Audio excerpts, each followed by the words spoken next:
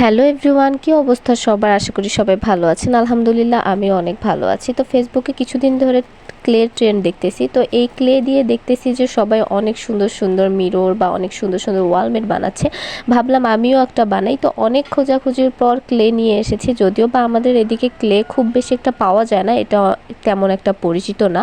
তো এর সঙ্গে অনেক কিছু উপকরণ আমার লাগবে। তো আমি আমার পছন্দ মতো উপকরণ নিয়ে এসেছি। কিছু লিকুইড রং নিয়েছিলাম আমার পছন্দ মতো, যেটা আমার পেইন্টিংয়ের কাজে হেল্প করবে। এই পেইন্টিং করার জন্য কিছু ব্রাশ নিয়েছিলাম, আর একটা নিয়েছিলাম কাটা ক্যাম্পাস, যাতে হচ্ছে এই ক্যাম্পাসটা দিয়ে আমি সুন্দর করে দাগ দিতে পারি। আর সাথে কিছু মিররও নিয়েছিলাম।